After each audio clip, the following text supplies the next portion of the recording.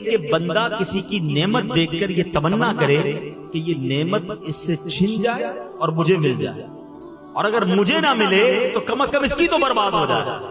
اب آپ سوچیں اس کا دل کتنا گندا ہے کہ کسی اپنے مسلمان بھائی کی نعمت دیکھ کر اسے تکلیف ہو رہی ہے۔ اچھا اس میں پتہ یہ کتنا بڑا گناہ ہے۔ حدیث پاک میں آیا کہ حسد وہ بیماری، حدیث کا مضمون ہے، جو ایمان کو مونڈنے والی بیماری ہے۔ حسد ایمان کو ایسے برباد کرتا ہے جیسے سرکہ جو ہے وہ شہد کو برباد کرتا ہے۔ سرکے کو شہد میں ڈالے شہد خراب ہو جائے، فرمایا ایمان ایسے خراب ہو جائے گا جس کے دل میں حسد ہوگا۔ اللہ اکبر۔ فرمایا حسد نیکیوں کو ایسے کھا جاتا ہے جیسے آگ لکڑیوں کو کھا جاتی ہے۔ سردیوں میں لکڑیاں جلاتے ہو نا، کیا ہوتا ہے تھوڑی دیر کے بعد؟ لکڑیاں ختم، خاک۔ فرمایا نیکیاں ایسے جل کر ختم ہو جاتی ہیں۔ کتنی بڑی بے وقوفی ہے کہ میں روزے بھی رکھوں، نماز بھی پڑھوں، تلاوت بھی کروں، اور اس کے بعد حسد کر کے اپنی نیکیوں کو خود ہی آگ لگا دوں۔ اور آج یہی ہو رہا ہے۔ اب آپ کہیں گے نہیں جناب مولانا صاحب آپ بات تو صحیح کر رہے ہیں مگر میں تو حسد نہیں کرتا۔ چلے آخر میں بیان کے آخر میں چھوٹا سا ٹیسٹ لے لیتا ہوں۔ میڈیکل ٹیسٹ کرواتے ہیں نا، بلڈ ٹیسٹ کرواتے ہیں۔ آج میں آپ کا ایک چھوٹا سا روحانی ٹیسٹ کے لیے لے لیتا ہوں، اپنا بھی اور آپ کا بھی۔ چیک کیجئے، پہلے تو یہ یاد رکھیے حسد ہوتا کس سے؟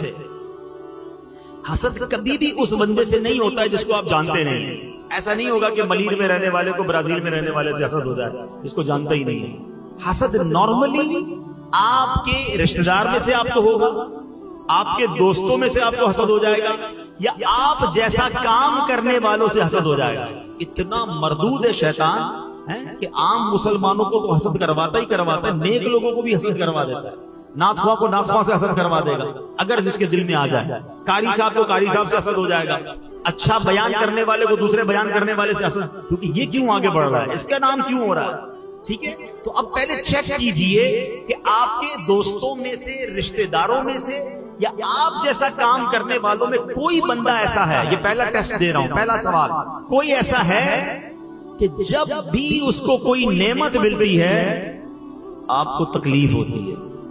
کوئی آ کر بتاتا ہے بھائی پتہ چلا اس نے نیا گھر لے لیا، اچھا ایک اور گھر بنا لیا، بھائی اس نے نئی موٹر سائیکل لی ہے، اچھا اس کے سامنے بولیں گے ماشاءاللہ ماشاءاللہ، اندر تکلیف ہو رہی ہے، اچھا ایک نئی موٹر سائیکل، نیا موبائل لے لیا، اور ترقی ہو گئی اس کی نعمت بڑھتی ہے، اور اگر آپ کو تکلیف ہوتی ہے تو اس کا مطلب آپ کے دل میں کہیں حسد تو نہیں آ گیا۔ پہلا ٹیسٹ۔ دوسرا ٹیسٹ، کوئی ایسا ہے دنیا میں کہ جب بھی اس کی تعریف آپ کے سامنے کی جائے، یار وہ آدمی بہت اچھا ہے، یار کمال، یار کتنا مشہور ہو گیا، بھائی اس کی آواز بہت اچھی ہے، اس کا کاروبار بہت بڑھ گیا، اس کی تعریف ہوتی ہے تو آپ کو درد ہونا شروع ہو جاتا ہے، یار کوئی اور بات کرو نا، اس کا ذکر کیوں کر رہے ہو؟ ہم اس کا موضوع چینج کروانے کی کوشش کرتے ہیں کیونکہ اس کی تعریف اچھی نہیں لگ رہی۔ چیک کیجئے اپنے دل کو کہ مسلمان کی تعریف آپ کو اچھی کیوں نہیں لگ رہی ہے، اس کا مطلب کچھ یہاں گڑبڑ ہے۔ تیسرا ٹیسٹ، کوئی ایسا ہے کہ جب اس کا نقصان ہوتا ہے، وہ بدنام ہوتا ہے، اس کے بارے میں کوئی بری بات سامنے آتی ہے تو آپ کو مزہ آنے لگتا ہے، اوہ یہی تو میں چاہتا تھا یہ برباد ہو جائے۔ مثال کے طور پہ کوئی آ کر بتاتا ہے یار پتہ چلا اس کی گوڈاؤن میں آگ لگ گئی، اچھا سامنے تو کیا کہیں گے، اوہ ہو بہت افسوس ہوا، دل میں لڈو پھوٹ رہے ہیں، میں تو چاہتا ہی تھا برباد ہو۔ سوچے اتنا گندا ہو گیا میرا دل کہ کسی مسلمان کے نقصان پہ خوش ہو رہا ہے، کسی مسلمان کی نعمت پر مجھے تکلیف ہو رہی ہے۔ کیا ہوتا ہے، ساتھ رہتے ہیں تو دوست کہہ رہے ہیں یار بھائی جان نیا گھر لیا ہے، ذرا گھر میں نیا فرنیچر بھی لگا ہے، آئیے نا گھر دکھاتا ہوں، خوشی خوشی جائیں گے، بریانی بھی کھا کر آئیں گے، اور باہر نکل کر کہیں گے 2 نمبر کے پیسوں سے گھر بنایا۔ ارے ابھی تو کھانا کھا گیا ہے اس کا۔ اچھا کوئی کہ یار نئی موٹر سائیکل لی ہے، نئی گاڑی، بھائی مٹھائی تو کھلاؤ، آئس کریم تو کھلاؤ، آئس کریم بھی کھا لیں گے، بولے سود کے پیسوں سے گاڑی لی ہے۔ یعنی اس کی نعمت ہو رہی ہے اور تمہیں تکلیف ہو رہی ہے، کیوں؟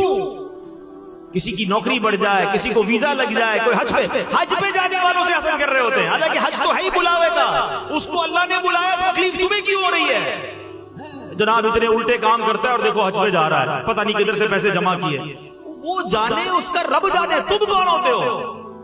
حسد کو پتہ ہے خطرناک گناہ کیوں کہا گیا، کبیرہ گناہ کیوں کہا گیا؟ یہ ایکچولی اللہ پر اعتراض ہے، اللہ کی تقسیم پر اعتراض ہے۔ ہاں مجھے بتائیے عزت دینے والا کون ہے؟ زور سے کہیں گے عزت دینے والا کون ہے؟ شہرت دینے والا کون ہے؟ دولت دینے والا کون ہے؟ خوبصورت بنانے والا کون ہے؟ عزت دینے والا کون ہے؟ جب دینے والا سب اللہ ہے تو تمہیں کیا پرابلم؟ اللہ دے رہا ہے نا اس کو، عزت دے رہا ہے، شہرت دے رہا ہے، دولت دے رہا ہے، اللہ نے اس کو حسن دیا ہے، اللہ نے اس کو آواز دی ہے. تمہیں پرابلم یہ ہے کہ اللہ نے اس کو کیوں دیا، مجھے کیوں نہیں دیا؟ یہ بندے پر نہیں، یہ اللہ پر اعتراض ہے. یہ اتنا بڑا کبیرہ گناہ ہے، کبھی نہ کرنا، کبھی نہ کرنا. ہاں پتہ کیا کرنا چاہیے؟ اس کا علاج کیا بتایا علماء نے کہ آپ کو اگر کسی کی کسی بات سے حسد ہے نا، آپ کو برا لگ رہا ہے، آپ دعا کریں اللہ اس میں اور اضافہ کر دے. ہے بڑا مشکل، مجھے تو اس کا چہرہ ہی اچھا نہیں لگتا، میں اس کے لیے دعا کروں. ہاں اینٹی بائیوٹک ہے، علاج انجیکشن میں درد ہوتا ہے نا، لیکن علاج یہی ہے کیونکہ تکبر حسد مجھے ہو گیا، اس کو تو ہے نہیں. یہ اتنی بری بیماری ہے پیارے اسلامی بھائیوں. حسد کہتے ہیں جیلسی کو، جلن کو. یہ حسد دنیا میں بھی بندہ جلتا ہے اور آخرت میں بھی جلے گا. اس کو نیند نہیں آتی. ہمیں کئی لوگ ملتے ہیں، پرچیاں آتی ہیں، حضرت دعا کر دیں، نیند نہیں آتی. جس کو سکون کی نیند نہیں آتی نا، میں آج آپ سے ایک سوال کرتا ہوں، چیک کر لو کسی کا حسد تو نہیں پال لیا، کسی کے بارے میں بدگمانی تو دل میں نہیں آ گئی ہے. تمہارا دماغ سوچتا ہی رہے گا اس کے بارے میں، وہ ترقی کرتا جائے گا، تمہاری نیند اڑتی جائے گی، تمہاری جلن بڑھتی جائے گی. کیوں کر رہے ہو اپنے آپ کو پریشان؟ اللہ دے رہا ہے اسے. کسی کی ترقی میں مجھے کیا پرابلم ہے؟ میں کچھ نہیں کر سکتا کسی کا. یاد رکھیے گا، ساری دنیا مل کر کسی کو ذلیل کرنا چاہے، کسی کی تباہی چاہے، اگر رب نے عزت لکھی ہے اس کو عزت مل کر رہنی ہے. کوئی نہیں جھکا سکے گا اسے. ہماری اوقات کیا ہے؟ اللہ دے رہا ہے اسے. اور ساری دنیا مل کر کسی کو اونچا کرنا چاہے، اگر رب نے ذلت لکھی ہے تو اس کو ذلت سے کوئی نہیں بچا سکتا. وَتُعِزُّ مَن تَشَاءُ وَتُذِلُّ مَن تَشَاءُ بِيَدِكَ الْخَيْرُ. یہ ایمان بنا لو. ہاں اب آپ کہیں کہ پھر ہمیں کیوں نہیں مل رہا؟ ارے جس رب نے اس کو دیا ہے وہ تمہیں بھی دے سکتا. اللہ سے مانگو نا. حسد تو میں جب کروں کہ جب اللہ کے خزانوں میں کمی ہو. رب اس کو دولت دے سکتا ہے، وہ مجھے بھی دے سکتا ہے. رب اس کو شہرت دے سکتا ہے، وہ مجھے بھی دے سکتا ہے. رب اس کو عزت دے رہا ہے، وہ مجھے بھی دے سکتا ہے. ہم کیوں اس کی چھننے کی تمنا کر رہے ہیں؟ ارے اس سے مانگو جس نے اس کو دی ہے، وہ تمہیں بھی عطا فرما دے. اس کو ایک آسان لفظوں میں بات اپنی ختم کرنے لگا ہوں تاکہ اللہ کرے یہ کانسیپٹ سمجھ آ جائے اور دماغ سے، دل سے یہ حسد کی بیماری نکل جائے. مثال کے طور پر ہمارے جنید بھائی یہاں موجود ہیں، ٹھیک ہے؟ جنید بھائی کو میں 50,000 روپے دوں، 1,000 کے نوٹ، 50,000 کی گڈی. جنید بھائی یہ پیسے لیں اور یہاں سے بانٹنا شروع کریں، سب کو 1,000 روپے دے. کیا ہوگا پتہ ہے؟ جیسے جنید بھائی بانٹنے لگیں گے نا، تھوڑی دیر کے بعد یہاں والے بندے اٹھیں گے اور آگے بڑھیں گے کہ میں جنید بھائی سے فوراً لے لوں، کیونکہ عبدالحبیب بھائی نے کہا تھا 50,000 ہیں اور بندہ تو ادھر کئی 100 بیٹھے ہوئے ہیں. یہ 50 کے بعد تو نوٹ ختم ہو جائیں گے. جنید بھائی بانٹیں گے اور ہماری باری نہیں آئے گی، تو کچھ لوگ آگے بڑھیں گے اور جنید بھائی کے ہاتھ سے چھیننے کی کوشش کریں گے کہ 50,000 ختم ہونے سے پہلے ہمیں بھی مل جائیں. ایسا ہی ہے نا، کیونکہ ہمیں یہ خوف ہوگا کہ ان کے پاس تو ہیں 50,000. سبحان اللہ. اب بات ذرا سمجھ لو، جنید بھائی کے پاس 50,000 تھے جو ختم ہو جائیں گے، اس لیے ادھر والوں کو ٹینشن ہونا سمجھ آتا ہے. میرے رب کے خزانے نہ ختم ہونے والے ہیں، اس کے کرم کے خزانے ختم ہونے والے نہیں ہیں. وہ اگر کسی کو بانٹ رہا ہے تو تمہیں کیا ٹینشن ہے؟ اس رب سے کہو نا یا اللہ اس کو اور دے دے اور مجھ گناہگار پر بھی کرم فرما دے، مجھے بھی دے دے. حسد کیوں کروں میں؟ اللہ کے خزانے بھرے ہوئے ہیں. ہم حسد کر کے اپنے ہی نقصان کر رہے ہیں، اللہ کو اور ناراض بھی کر رہے ہیں. حسد کرنے والے کو نہیں ملتا، سب کا بھلا سوچنے والے کا بھی بھلا ہو جاتا ہے. ایک جملہ آج یاد کر جاؤ، انشاءاللہ زندگی پرسکون ہو جائے گی. بزرگان دین سے سنا تھا، سب کا بھلا سب کی خیر، سب کے بھلے میں اپنی خیر. مل کے دوہرا لو، سب کا بھلا سب کی خیر، سب کے بھلے میں اپنی خیر. بھلا سوچو. آپ کو کوئی آ کر کہے نا ارے بھائی اس نے نیا گھر بنایا، اللہ اس کو اور دے. کوئی کہے یار اس کی عزت بہت بڑھ گئی، ہمارے ملیر میں رہتا تھا، محلے میں کوئی نہیں جانتا تھا، آج سوری دنیا میں لوگ اس کو جانتے ہیں. یا اللہ اس کی عزت میں اور اضافہ کر، اے اللہ اس کی دولت میں اور اضافہ. سب کا بھلا سوچو یار، حسد کیوں کرنا ہے؟ اور اللہ سے مانگو اے اللہ مجھے بھی دے دے. جب آپ کا دل صاف ہو جائے گا نا تو سبحان اللہ یہ دل اللہ کی رحمت سے نور علی نور ہو جائے گا. اللہ کرے آج کے اس بیان میں ان 2 بلاؤں سے ہم بچنے میں کامیاب ہو جائیں. تکبر کو کبھی قریب مت آنے دینا، عاجزی کا پیکر بننا. میرے آقا تو وہ ہیں، سر عرش پر ہے تیری گزر، دل فرش پر ہے تیری نظر، ملکوت و ملک میں کوئی شے نہیں وہ جو تجھ پہ عیاں نہیں. اتنا بڑا مرتبہ ہے کہ جب آپ جنت میں جاتے ہیں تو جنت سجائی جاتی جاتی ہے، آپ کو مہمان بنایا جاتا ہے. حضرت جبریل امین آ کر آپ کے قدموں کو بوسہ دے کر آپ کو براق کی سواری پر بٹھا کر معراج کو لے جاتے ہیں. یہ مرتبہ ہے جناب رسول اللہ کا. مگر سبحان اللہ، عاجزی کا عالم یہ ہے کہ کبھی جو کی موٹی روٹی تو کبھی کھجور پانی. تیرا ایسا سادہ کھانا مدنی مدینے والے ہے، چٹائی کا بچھونا کبھی خاک کہیں پہ سونا، کبھی ہاتھ کا سرانا مدنی مدینے والے. تیری سادگی پہ لاکھوں، تیری عاجزی پہ لاکھوں ہو سلام عاجزانہ مدنی مدینے والے. اتنا بڑا مرتبہ ہو کر اپنے غلاموں کے ساتھ بیٹھ کر کھانا کھاتے، ان کو اپنی سواری پر سوار کرتے. میں اور آپ تو ان کے جوتے مبارک کی، نالین مبارک کی لگے ہوئے خاک کے ذرے کے برابر بھی نہیں ہیں. ہم کس لیے اتراتے ہیں؟ ہم کس بات پر گھمنڈ کرتے ہیں؟ اللہ نبی پاک کی عاجزی کا صدقہ ہم سب کو نصیب فرمانا. اور پھر حسد کو قریب نہیں آنے دیں. آپ پرسکون ہو جاؤ گے. آپ کسی کا حسد کر کے بگاڑ نہیں سکتے. یاد رکھیے گا، جس سے حسد ہے نا آپ کو، اس کا کچھ نہیں جاتا، جاتا ہمارا ہی ہے. بیڑا غرق ہمارا ہی ہو رہا ہے. ٹینشن میں ہم ہی ہیں. تو کیوں بانٹوں میں یہ بیماری؟ نیکی الگ برباد ہو رہی ہے، زندگی الگ بے سکون ہو رہی ہے. تو پوزیٹو سوچیں، اچھا سوچیں. آخر میں حسد کا علاج بتا دیتا ہوں. تکبر اور حسد دونوں کا علاج لے جاؤ. بیماری ہے نا، بیماری کا علاج بھی تو ہونا چاہیے. سب سے اچھا علاج یہ ہے کہ بندہ دعا کرے. الدعاء سلاح المومن، دعا مومن کا ہتھیار ہے. اللہ سے دعا کرے، یا اللہ میرے دل کو تکبر سے، حسد سے پاک فرما. یہ بار بار دعا کیا کریں. اور بھی دل کی بیماریاں ہیں، عجب ہے، خود پسندی ہے، ریاکاری ہے، یہ عجیب عجیب بیماریاں. ایک بیان میں بہت ساری چیزوں کو بیان نہیں کر سکتا، مگر اللہ سے پہلے تو دعا کرے کہ اللہ دل صاف کر دے. اس دل کو اگر مدینہ بنانا ہے نا، ایک طرف تو دعا کرتے ہو سینہ بنے مدینہ، اور سینے میں تکبر بھی پالا ہوا ہے، اسی میں اس میں جناب غرور بھی ہے، حسد بھی، اور کہتے ہیں دل میں بسے مدینہ. کیسے دل میں مدینہ آئے گا؟ کیسے عشق رسول آئے گا؟ پہلے گندگی صاف کرو، پھر دیکھو مدینے والے کیسے کرم فرماتے ہیں. ایک تو پہلا علاج کیا ہو گیا؟ دعا. دوسرا حسد کا علاج ہے کہ جس بندے سے حسد ہوا ہے پہلے تو چیک کر لو. اس کو بتانا نہیں، ہاں اس کو بتانا نہیں ہے. پتا چل جائے گا آپ کو کہ مجھے کس سے پرابلم ہے، پتا چل جائے نا، آپ اس کے لیے دعا کرنا شروع کر دو. یہ تھوڑا سا مشکل ہے، آپ کو تکلیف ہوگی شروع میں. اچھا، جس چیز سے حسد ہے نا اسی چیز کی دعا کریں.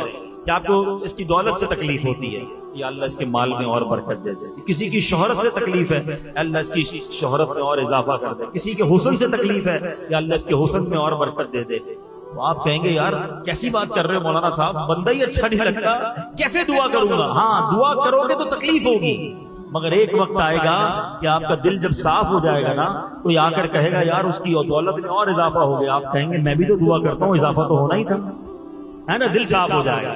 تیسرا حدیث پاک میں آتا ہے تحفہ دو محبت بڑھے گی. جس سے حسد ہو گیا نا، اس کے پاس جا کر اچھے طریقے سے ملاقات کر کے اس کو کوئی تحفہ پیش کریں، عطر دے دیں، سوٹ دے دیں، جو بھی آپ بہتر سمجھتے ہیں. یہ بھی مشکل ہے، بندے کا چہرہ اچھا نہیں لگ رہا، اس کو تحفہ دوں. اس کو پرابلم نہیں، پرابلم میرے دل میں، مجھے بیماری دور کرنی ہے تو جا کے تحفہ دو تاکہ حسد دور ہو جائے. ہاں مگر ایک غلطی مت کرنا کہ جا کر کہنا بھائی گیا تھا بیان سننے، انہوں نے بتایا جس سے حسد ہو جائے اس کو تحفہ دو، اس لیے تم سے حسد ہو گیا تھا تو تحفہ لے کر اور گڑبڑ ہو جائے گی. اس کو بتانا نہیں ہے، بغیر بتائے تحفہ دیں تاکہ محبت ہو، دل مل جائیں اور میرا دل صاف ہو جائے. پتہ چلا کہ کائنات میں جو سب سے پہلے گناہ ہوئے ہیں نا، اس میں تکبر بھی ہے، اس میں حسد بھی ہے. شیطان مردود کو حسد بھی بڑا تھا، جبھی تو حضرت آدم کو سجدہ نہیں کیا نا. اب اس شیطان نے ایک اور گناہ کروایا حضرت آدم کی اولاد میں، اور یہ گناہ ہوا قابیل اور حابیل کے درمیان. حضرت آدم کے ہر بار، یعنی بی بی حوا رضی اللہ تعالیٰ عنہ کے جب پریگننسی ہوتی تھی، حمل ہوتا تھا، تو ایک لڑکا پیدا ہوتا، ایک لڑکی پیدا ہوتی. اللہ کی شان دیکھیں، اللہ نے اس نسل انسانی کو کس اپنے حکمت بھرے انداز میں چلایا کہ ہر حمل میں ایک لڑکا پیدا ہوتا، ایک لڑکی پیدا ہوتی، اور جب اگلے حمل میں ایک اور لڑکا لڑکی پیدا ہوتی تو ان کا آپس میں نکاح ہو سکتا تھا. یعنی مثال کے طور پہ ایک باری میں جو لڑکا اور لڑکی پیدا ہوتے وہ بھائی بہن کہلاتے تھے، مگر اگلی باری میں جو لڑکا لڑکی پیدا ہوتے وہ ان کے بھائی بہن نہیں، اس حوالے سے نہیں ہوتے تھے کیونکہ ان کا نکاح جائز تھا، اور یہ اس زمانے کی شریعت میں جائز تھا، اور اس لیے ضروری تھا کہ اسی سے نسل انسانی نے آگے بڑھنا تھا. اب اللہ کی شان دیکھیں کہ حضرت آدم علیہ السلام کے جو دو بیٹے تھے قابیل اور حابیل، ان کے درمیان معاملہ کیا ہوا کہ حضرت آدم علیہ السلام نے جب قابیل اور حابیل، پہلے قابیل پیدا ہوتا ہے، اچھا قابیل کے ساتھ معاملہ یہ تھا کہ اس کے ساتھ جو لڑکی پیدا ہوئی اس کا نام جو تھا وہ اکلیما تھا، وہ بڑی خوبصورت تھی۔ حابیل کے ساتھ جو لڑکی پیدا ہوئی اس کا نام لیوزا تھا۔ اب جب دونوں بڑے ہو گئے تو اسی شریعت کے قانون کے مطابق حضرت آدم علیہ السلام نے قابیل سے کہا کہ تمہارا نکاح لیوزا سے ہوگا، اور حابیل کو کہا کہ تمہارا نکاح اکلیما سے ہوگا۔ قابیل کہتا ہے نہیں، میرا نکاح تو اکلیما سے ہونا چاہیے۔ حضرت آدم نے سمجھایا وہ تمہارے ساتھ پیدا ہوئی ہے، وہ تمہاری بہن ہے، تمہارا اس سے نکاح نہیں ہو سکتا۔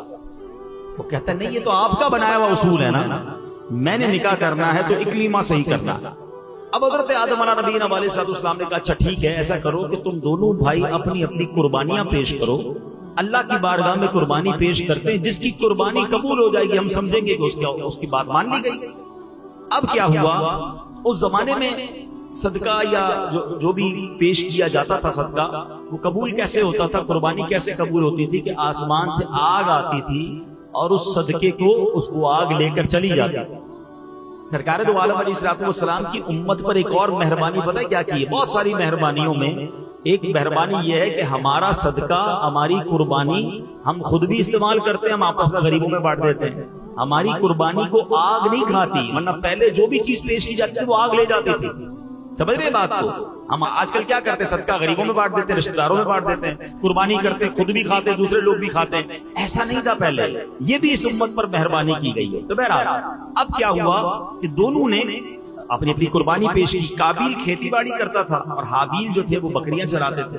تو قابیل اناج کا ایک ڈھیر اس نے رکھ دیا پہاڑ کے اوپر، اور حابیل نے ایک بکری جو تھی وہ رکھ دی۔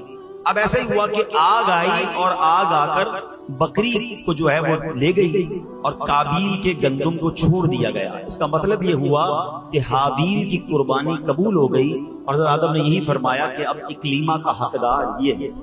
اب یہ فیصلہ تو آپ نے سنا دیا، مگر اب قابیل جو بھائی تھا اس کے دل میں اپنے بھائی کے لیے حسد پیدا ہو گیا کہ یہ وہ لڑکی ہے جس سے مجھے شادی کرنی تھی، اس کو مل گئی، اور بالآخر اس حسد کی بنا پر قابیل نے حابیل کو قتل کر دیا۔ اس دنیا میں سب سے پہلا اگر قتل ہوا ہے تو وہ بھائی نے اپنے بھائی کا کیا ہے، اور وجہ کیا بنی؟ حسد وجہ بنی۔ حسد کیوں ہوا؟ ایک عورت کی وجہ سے ہوا۔ اس سب باتوں کو سمجھنا ہے۔ ایک بندہ جو ہے مردود ہو گیا تکبر کی وجہ سے، حسد کی وجہ سے۔ دوسرا بھائی نے بھائی کو قتل کیا حسد کی وجہ سے اور عورت کی وجہ سے۔ سمجھنی یہ باتیں کہ یہ کتنے پرانے گناہ ہیں، یہ کتنے بڑے فتنے ہیں جو آج بھی مسلمانوں کے دلوں میں بس رہے ہیں، اور مسلمانوں کو اس کی پرواہ نہیں ہے۔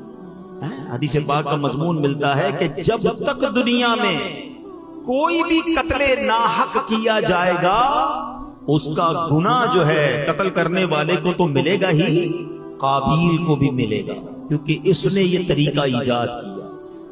ایک اور بات سیکھنے کو ملی کہ جو گناہ کا طریقہ ایجاد کرتا ہے، گناہ پر لوگوں کو لگا دیتا ہے، لوگوں کو کوئی ایسا راستہ بتاتا ہے جس سے بندہ گناہ کرے، گناہ کرنے والے کو تو وہ گناہ ملتا ہے جس نے یہ راستہ بتایا، جس نے لوگوں کو لگایا، یہ گناہ جاریہ اس کے لیے بھی ہوتا ہے۔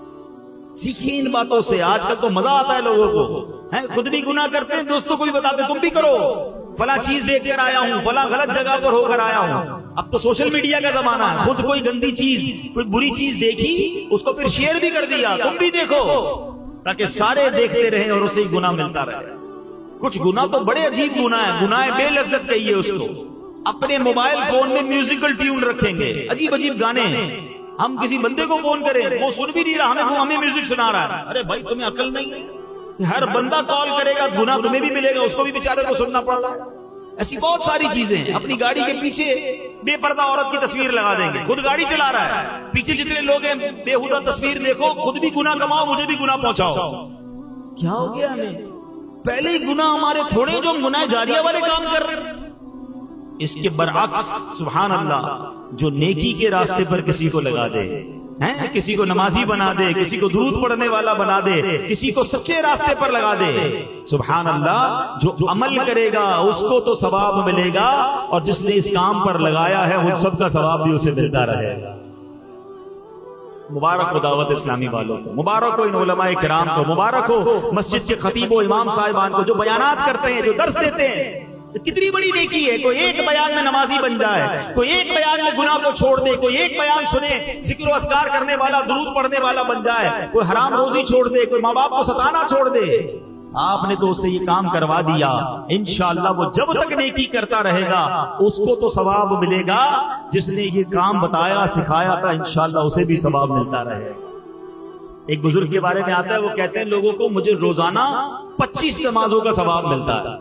لوگوں نے کہا حضرت ہم تو 5 نمازیں پڑھتے ہیں، ہمیں 5 نمازوں کا ثواب ملتا ہے، آپ کو 25 کا کیسے ملتا ہے؟ فرمایا 5 اپنی نمازیں پڑھتا ہوں، 4 غیر نمازیوں کو نمازی بنا دیا ہے، وہ نماز پڑھتے ہیں ان کا ثواب بھی مجھے ملتا ہے.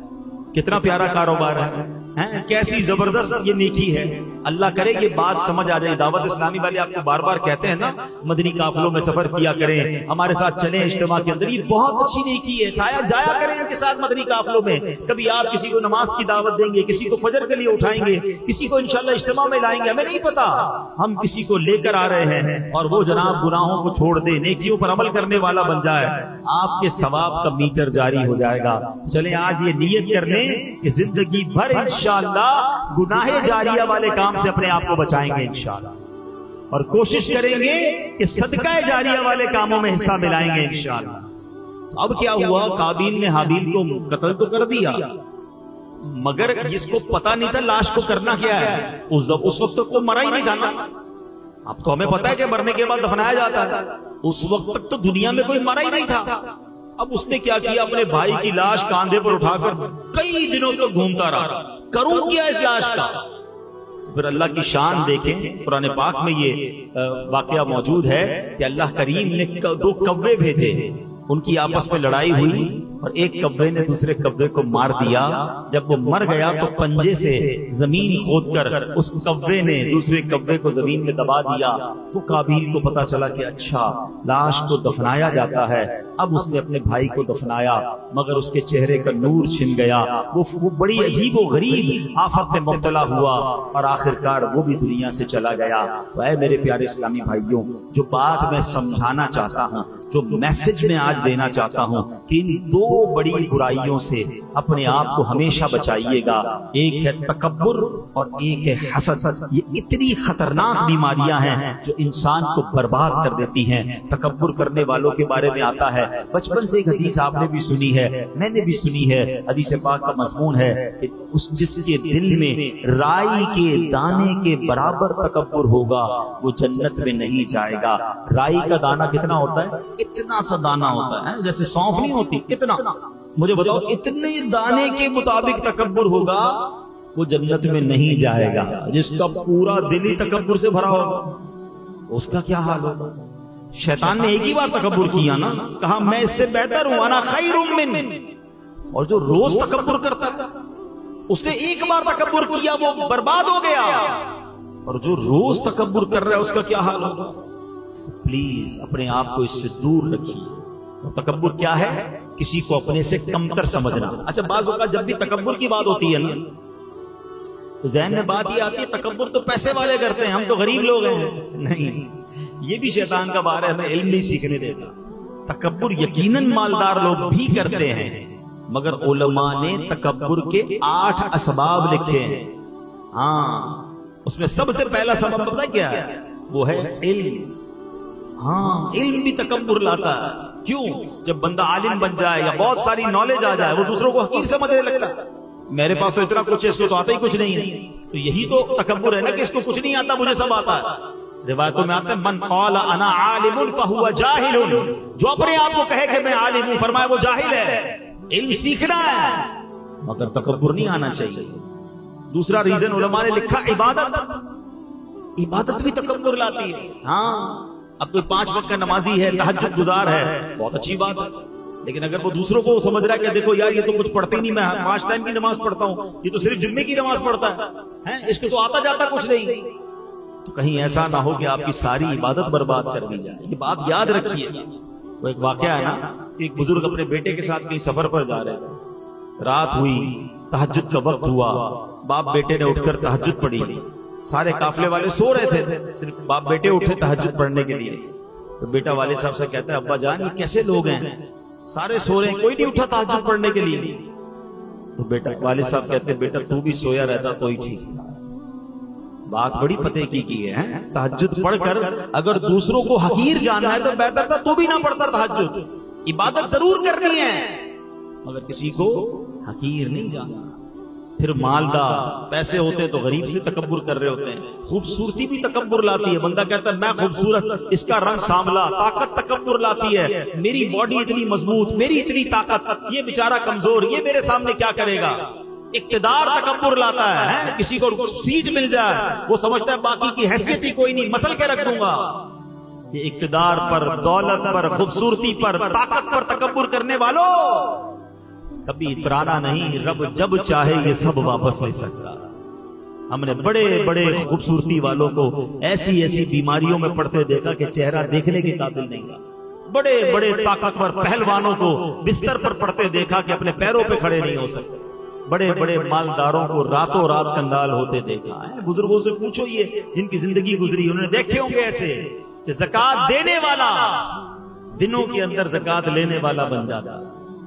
کبھی بھی اترانا نہیں ہے. ہاں وَتُعِزُّ مَن تَشَاءُ وَتُذِلُّ مَن تَشَاءُ بِيَدِكَ الْخَيْرُ. جب بھی اللہ نے کوئی نعمت دینا, اللہ سر جھکا رہے, عاجزی, کہ اللہ تیری مہربانی, مجھ جیسے گناہگار کو تو نے مال دے دیا, مجھ جیسے خطاکار کو اتنی اچھی شکل دی, مجھ جیسے خطاکار کو اتنا بڑا نام شہرت دے دی. تکبر نہیں کہ دانا خاک میں مل کر گلے گلزار ہوتا. اترانے والا, گھمنڈ کرنے والا بربادی ہوتا ہے.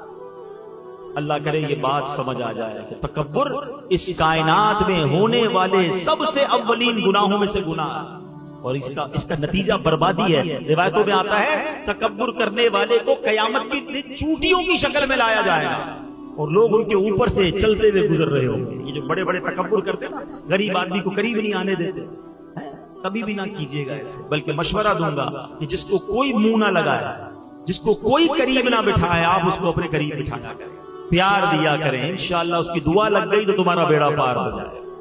ہاں, بعض اوقات مسجد کے خادم سے کوئی ہاتھ نہیں ملاتا. ہمارے دفتر میں کوئی چوکیدار ہو جو بیچارہ سب کا دروازہ کھول رہا ہے, اس کو سلام ہی نہیں کرتا. رک جائیں, پہلے اس کو سلام کریں. مسجد کے خادم کو کبھی سینے لگا لیں. سچی بتاؤں کبھی کبھی تو ایسے لوگ رو پڑتے ہیں کیونکہ ان کو کتنا عرصہ ہوا کسی نے طبیعت بھی نہیں پوچھی ہوتی ہے, سینے بھی کوئی نہیں لگاتا ہے انہیں. کبھی کبھی آپ نے دیکھا ہوگا نمازیوں میں کوئی ایسا بندہ ہوتا ہے جس کے بیچارے کے ہاتھ پیر ٹھیک نہیں ہوتے, معذور نہیں ہوتے. جس طرح کبھی کبھی رال بھی ٹپک رہی ہوتی ہے, ہاتھ پیر بھی ٹیڑھے ہوتے ہیں, وہ چل بھی صحیح نہیں پا رہے ہوتے ہیں. مسجد میں ہاتھ بھی کوئی نہیں ملاتا, اگر اس سے ہاتھ ملاؤں گا تو میرا ہاتھ گندا ہو جائے گا.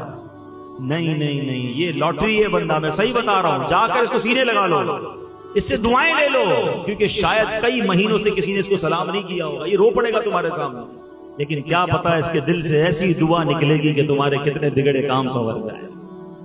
نبی یہ بات اپنے غلاموں کے گھر جاتے تھے, پیارے آقا غلاموں کو ساتھ بٹھا کے کھانا کھلاتے, اپنی سواری پر اپنے غلاموں کو بٹھاتے تھے. ہم کہتے ہیں میرا ملازم میرے ساتھ بیٹھ کر کھانا کھائے گا, میری آپ کی اوقات کیا ہے؟